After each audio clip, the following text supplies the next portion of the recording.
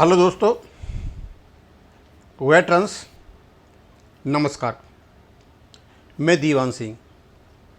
मैं आपको बताना चाहूँगा कि मैंने एक वीडियो डाला था, एक्चुअली कमेंट डाला था मैंने रमेश जी का, जो बैंक ऑफ बड़ौदा के हैं। और ये ऐसे व्यक्ति हैं और इनके साथ कुछ और हैं, बहुत मामूली लोग जो पेंशन नहीं ले पाए थे और उन्होंने अपनी व्यथा बताई थी। आज जो मैंने वीडियो डाला, यानी ये वीडियो मेरा कल आएगा, तो मैं 31 अगस्त को बना रहा हूँ इस वीडियो को। तो सुभाष चंद्र जी ने कहा कि दीवान सिंह जी, जो रमेश जी हैं उनका बैंक डिटेल बताइए। सुभाष जी, उनकी जो व्यक्तिगत इन्फॉर्मेशन है वही दे सकते हैं और ना उन्होंने ऐसी कोई डिमांड की है कि कोई मुझे पैसा दे। तो ये तो उनकी प्राइवेसी पर एक प्रकार का वो होगा। आप बहुत बहुत धन्यवाद आपका कि आपने एक ह्यूमैनिटेरियन ग्राउंड पे इस प्रकार की बात तो कही। ऐसे भावना हम भी रखते हैं। मैंने सिर्फ ये कहा था कि कल को उनको पेंशन का ऑफ़र मिलता है और उस समय पैसे जमा कराने पड़ेंगे। यदि ऐसी कोई परेशानी आती है तो हम सबका काम है कि ऐसे लोगों का जो लेफ्ट आउट हैं उनका सहायता करें। वो बाद में अपना पैसा कोई बैंकर्स नहीं रखेगा, वापस कर देते हैं। कह रहे एनीवे, अब मैं वहाँ नहीं जा रहा, अब दूसरी जगह पे आता हूँ मैं। आपको पता है कि हमारे 4 केस बैंक पेंशन अपडेशन के चले हुए हैं। सबसे बड़ा केस माननीय सुप्रीम कोर्ट में सिंगला साहब का केस चला हुआ है, उसके एडवोकेट सेवाराम जी हैं। दूसरा केस अभी पता चला आपको कि दिल्ली हाई कोर्ट में पेंशन अपडेशन केस चला हुआ है, जो 2010 में लगा था, जो आचार्य जी ने उसके बारे में कुछ डाला था, उसके भी एडवोकेट सेवाराम जी हैं। और जो दिल्ली हाई कोर्ट का जो केस है उसमें आचार्य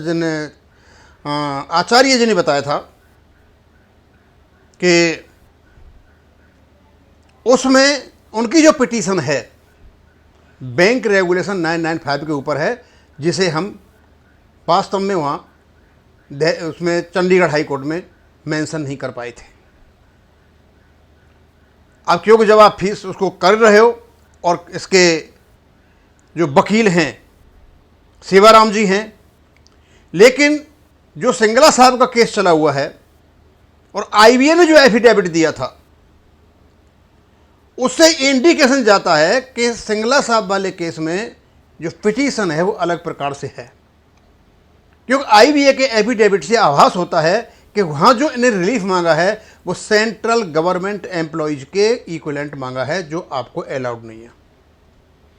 दिल्ली हाई कोर्ट में सेंट्रल गवर्नमेंट के इक्विवेलेंट नहीं हो सकता, लेकिन आपका 1995 का रेगुलेशन सीसीएस रूल्स 1972 पर आधारित है। जो वहाँ आपको बेनिफिट है वो यहाँ मिलेंगे।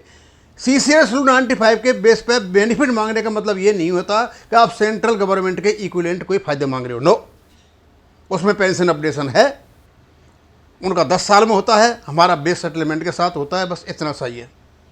और जैसे जैसे सीसीएस रूल्स 1972 अमेंडमेंट होगा, ये 2021 और 23 में हुआ था, उसी प्रकार हमारा रेगुलेशन भी चेंज होगा पेंशन अपडेशन के बारे में। 1972 में कोई भी पेंशन अपडेशन रिवीजन का जिक्र नहीं है सीसीएस रूल्स में, लेकिन बाद में ये देखते हुए कि ऐसा नहीं हो गवर्नमेंट आने वाले दिनों में पेंशनर्स का अपडेशन बंद कर दे, तो रूल 766 में 2021 और 23 में अमेंडमेंट हुआ था, वहाँ स्पष्ट लिखा हुआ है कि जैसे पे कमीशन आएगा आपका पेंशन अपडेशन होगा। तो अब तो लिखा हुआ है। तो ये जो अपडेशन की बात है 995 में, तो अपडेटिंग है ही। उस समय तो आरबीआई में नहीं था। जब अपडेटिंग वर्ड जो आया हुआ है हमारे उसमें, और उससे हुआ भी है, अनेक्सर 1 के हिसाब से हुआ भी है, और ये एक्सप्रेस है यानी लिखा हुआ है। लेकिन रेगुलेशन इंप्लीमेंट होने के बाद, नोटिफाइड डेट के बाद, ये स्वाभाविक सी बात है। जब सीसीएस रूल्स में नहीं लिखा हुआ है, एक्सप्रेस नहीं है, तो इम्प्लाइड होगा, वहाँ भी इम्प्लाइड है, यहाँ भी इम्प्लाइड होगा। इनहेरेंट है, वहाँ भी इनहेरेंट है। अंडरस्टूड है, यहाँ भी अंडरस्टूड है। अंतर्निहित है, अंतर्निहित था, इसलिए इसको परेशानी खड़ी हो गई। और आपको पता है कि जब मैंने एक वीडियो बनाया था Punjab Haryana high court Chandigarh high court का, उसमें जज ने यह कहा था कि एग्रीमेंट के अनुसार आपका रेगुलेशन नहीं है।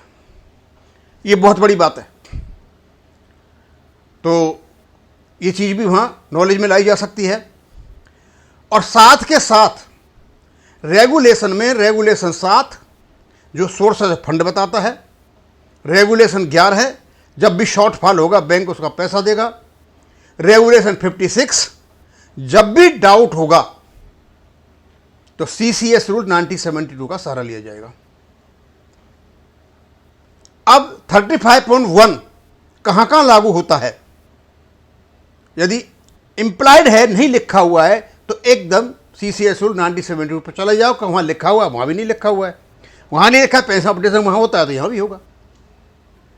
ये है बात एक वकील को पकड़ने की, और इसके लिए सर्विस मैटर का बहुत जानकार वकील चाहिए। बैंकों का कोई वकील होगा, सिर को जानता होगा तो स्वाभाविक सी बातें करेगा, या सर्विस मैटर का चाहिए। एक नामी खामी वकील को ले आओ तो वो ज़्यादा सुनते नहीं है, थोड़ी बहुत बात करेंगे, सोचेंगे हम तो सब कुछ कर लेंगे, उलझा हुआ मैटर है। और उसके बाद आगे बताना चाहूँगा कि 2 केस तो क्लियर हो गए, केरला हाई कोर्ट और दिल्ली हाई कोर्ट, दोनों में पेंशन रेगुलेशन 995 का सहारा ले रखा है। और क्योंकि 35.1 में अपडेटिंग बढ़ रहा है और बार बार आया है, लेकिन विश्वास साहब ने जो बॉम्बे हाई कोर्ट में केस कर रखा है वो कहीं पेंशन फंड की बात कर रहे हैं। और विश्वास साहब का जो ऑर्गेनाइजेशन है AIBOA, ये वेंकटाचलम साहब का ऑक्सिलरी एसोसिएशन है। और इस प्रकार का मांगना, और वो शायद RBI की बात कर रहे हैं, वहाँ पे पेंशन फंड की बात कर रहे हैं। तो मुझे ऐसा लगता है कि वो जानबूझकर केस डलवाया है कि कैसे भी करके फेवर में आ जाए और RBI की लाइन पर आ जाए, इनको ज़्यादा पैसे नहीं देने पड़े। क्योंकि रेगुलेशन 1995 से लागू हुआ, बड़ी लंबा चौड़ा खर्चा बैठेगा, तो शायद हो सकता है उसकी वजह से कोई खेल रहे हों, वो भी अपने पिटीशन को अमेंड करके रेगुलेशन 995 की बात करें।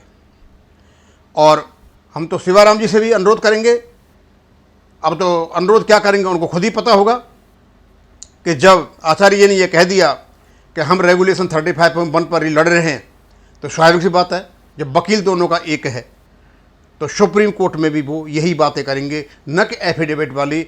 जब उन्होंने कहा था कि एफिडेविट जो दिया था IBA ने कि ये पॉसिबल नहीं है कि इनको सेंट्रल गवर्नमेंट एम्प्लॉयज़ के बराबर कि समान पेंशन दी जाए, क्योंकि उनका खर्चा कहीं से होता है, इनका खर्चा इस प्रकार की, मतलब उन्होंने बात घुमाई थी।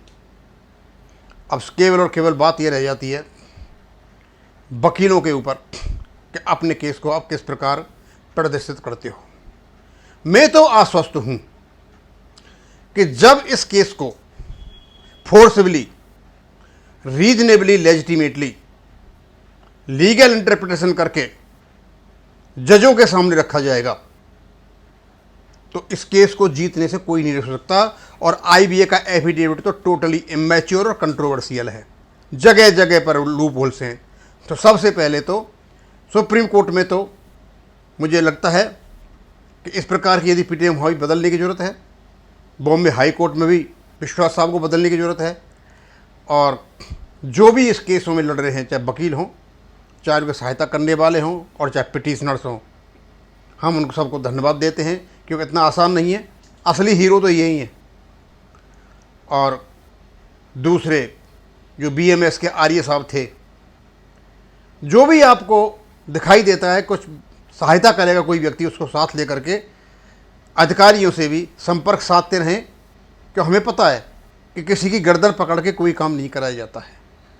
अंदर गुस्सा कितना भी हो, बाहर लैंग्वेज अच्छी बोलनी पड़ेगी, हिसाब से बात करना पड़ेगा, रीजनेबल कंडक्ट करना पड़ेगा, सारी चीज़ें करनी पड़ेंगी।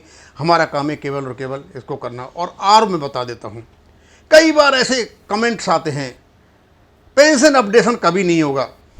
सर ऐसे क्या बातें करते हो आप लोग? भाई क्या बिना लड़े ही, बिना संघर्ष किए ही हार मान लें क्या? संघर्ष कर रहे हैं, जो उतरे हुए हैं मैदान में वो संघर्ष में लगे हुए हैं, करने दीजिए उनको संघर्ष। और एक ये, और दूसरा स्पेशल अलाउंस, वो तो लगभग तय है, कोई रोक नहीं सकता। कि उत्तराखंड हाई कोर्ट ने वो स्पष्ट कर दिया है कि वो एलिजिबल है। और एक लेटर था फाइनेंस मिनिस्ट्री का 2009 का, उनको कहीं पकड़ा गया कि उन्होंने ये कहा था कि जिस अलाउंस पर डीए मिलता है वो बेसिक पे का हिस्सा है। इस प्रकार का आदेश लेटर ही तो जिताते हैं, तो वो तो जीते जाते हैं। और अभी जो लेफ्ट आउट हैं जो लोग, उनके बारे में थोड़ा सा सुगवाहट हुई है, देखते हैं कौन सी चीज़ कहाँ तक पहुँचती है। मैं तो सभी को धन्यवाद देना चाहूँगा, आप पूरे ही लोग इसमें लगे हुए हैं। और साथ में अंत में एक रिक्वेस्ट करना चाहूँगा मैं, इससे जो